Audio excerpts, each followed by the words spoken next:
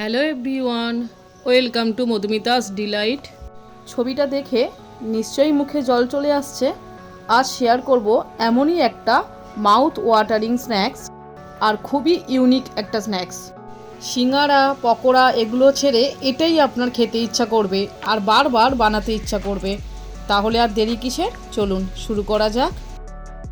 দুটো মাঝারি সাইজের পেঁয়াজ মুখের দিকটা আর পিছনের দিকটা সামান্য কেটে বাদ দিয়েছি আর খোসা ছাড়িয়ে নিয়েছি। ছুরি দিয়ে পেঁয়াজের মাঝখান থেকে কাটলাম, তারপর লম্বালম্বি কাটলাম। একটা পেঁয়াজ টোটাল 4 ভাগ করলাম।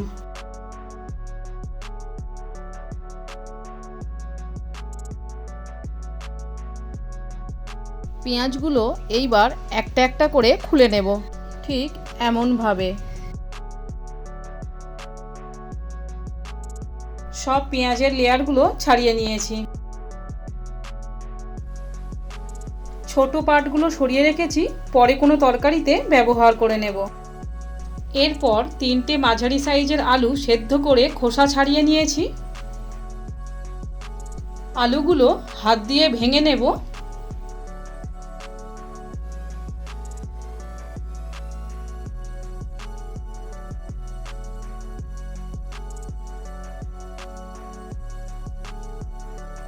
পরবর্তী পর্যায়ে গ্যাস জ্বালিয়ে কড়াই বসিয়ে 3 টেবিল চামচ সর্ষের তেল দিয়েছি আর হাফ চামচ গোটা জিরে ও হাফ চামচ মৌরি ফোড়ন দিলাম। একটু নাড়াচাড়া করে হাফ চামচ আদা বাটা দিলাম, হাফ চামচ রসুন বাটা দিলাম, 2টো কাঁচা লঙ্কা কুচি দিলাম। 1 মিনিট আদা রসুন ভেজে নেব।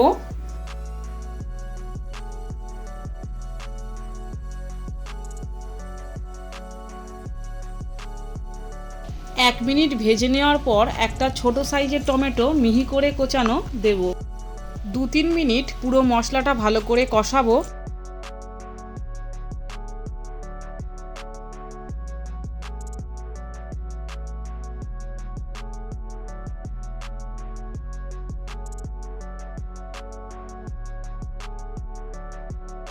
টমেটো গলে গিয়ে পুরোপুরি মিশে গেছে। এইবার সেদ্ধ আর স্ম্যাশ করে রাখা আলু দেব। স্বাদ মতো নুন দেব। আমি 1/3 চামচ মতো নুন দিলাম। 1/3 চামচ শুকনো লঙ্কার গুঁড়ো দিলাম আর 1/3 চামচ জিরের গুঁড়ো দিলাম। সব কিছুর সাথে সেদ্ধ আলুটা ভালো করে মিশিয়ে দিয়ে পুর বানিয়ে নেব।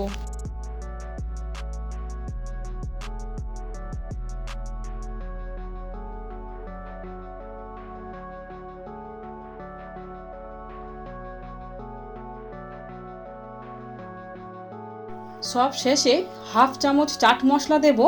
চাট মশলা অবশ্যই দেবেন, তাহলে খুব সুন্দর টেস্ট হবে। আর কিছুটা কোচানো ধনেপাতা ছড়িয়ে দেব। চাট মশলা আর ধনেপাতা আলুর পুরের সাথে ভালোভাবে মিশিয়ে নেব।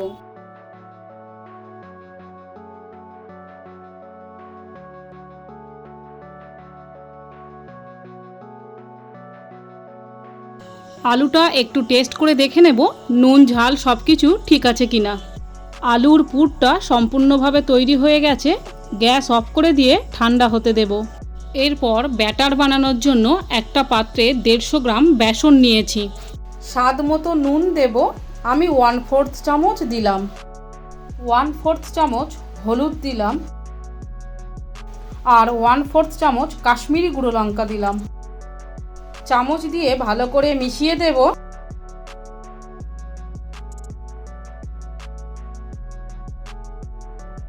তারপর অল্প অল্প জল দেব আর ব্যাটার তৈরি করতে থাকবো। একসঙ্গে কিন্তু বেশি জল কখনোই দেব না, তাহলে পাতলা হয়ে যেতে পারে।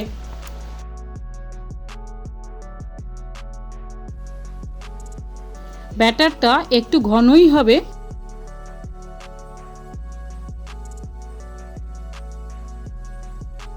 ব্যাটারের ঘনত্ব এমনই হবে।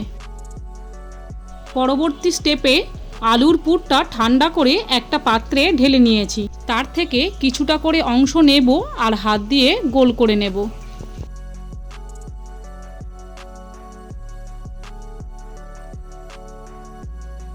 এইবার একটা পেঁয়াজের টুকরোর উপর আলুর একটা পুর গোল করে রেখেছি তার উপর বসাবো, আর পুরের উপরে আরও একটা পেঁয়াজের টুকরো বসিয়ে দেব। হাত দিয়ে ভালো করে চেপে দেব যাতে খুলে না যায়, ঠিক এমনভাবে।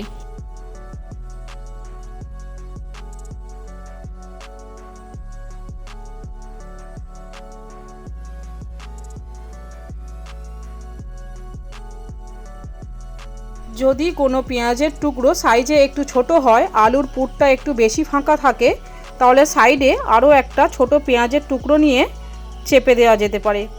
ঠিক এমন সবগুলো একইভাবে বানিয়ে নিয়েছি। এবার একটা করে পেঁয়াজ আর আলুর বল নেব, আর বেসনের গামলায় একটা চামচ বসিয়ে রেখেছি, সেই চামচ দিয়ে বেসন ভালো করে ওর উপর দেব, আর চামচ দিয়ে এইভাবে তুলে কড়াইতে আগে থেকে তেল গরম করতে বসিয়েছি, তেলের মধ্যে দেব। আপনারা হাত দিয়ে দিতে পারেন, কিন্তু চামচ দিয়ে দেওয়া কত সুবিধা। দেখুন ব্যাটারটা এতটাই ঘনত্ব হবে। দেখুন আমি যখন তেলের মধ্যে দিচ্ছি, ব্যাটার কিন্তু এর গায়েই লেগে আছে।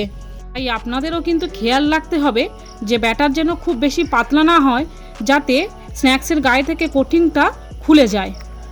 মনে রাখতে হবে ব্যাটারের কোটিং যেন স্ন্যাক্সের গায়ে ঠিকভাবে লেগে থাকে, আর স্ন্যাক্সগুলো যেন একটার গায়ে আরেকটা লেগে না থাকে।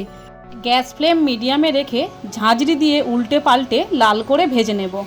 স্ন্যাক্সগুলো লাল রঙের আভা ধরে গেছে, ভাজা হয়ে গেছে, তুলে নেব। একটা প্লেটের মধ্যে সাদা কাগজ বা টিস্যু পেপার রেখে তার উপরেই স্ন্যাক্সগুলো রাখবো, তাহলে এক্সট্রা তেলটা কাগজেই অ্যাবজর্ব হয়ে যাবে। ভিডিওটি লাইক ও শেয়ার করার অনুরোধ, আর আমার চ্যানেলটি সাবস্ক্রাইব করার অনুরোধ ও পাশের বেল আইকনটিও প্রেস করার অনুরোধ রইল। তাহলে আমি ভিডিও আপলোড করা মাত্রই আপনাদের মধ্যে নোটিফিকেশান পৌঁছে যাবে। আবারও দেখা হবে পরবর্তী কোনো ইন্টারেস্টিং ভিডিওতে।